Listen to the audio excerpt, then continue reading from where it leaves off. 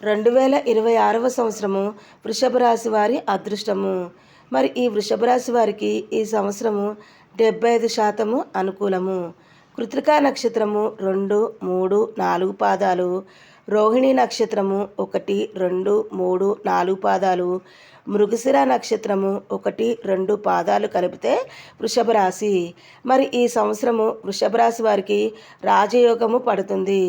లాభస్థానంలో శని భగవానుడు సంచారము, దశమ స్థానంలో రాహు సంచారము కారణంగా వృత్తి, ఉద్యోగము, వ్యాపారంలో లాభాలు, విజయము.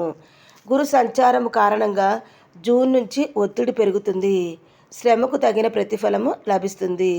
ఇంకా కీర్తి ప్రతిష్టలు అనేవి వస్తాయి.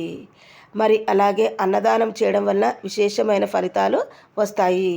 మరి పరిహారాలు చూసినట్లయితే వృషభ రాశి వారు దుర్గాదేవి స్తోత్ర పారాయణం చేయాలి. శివ అభిషేకం చేయడం అనేది శుభప్రదము.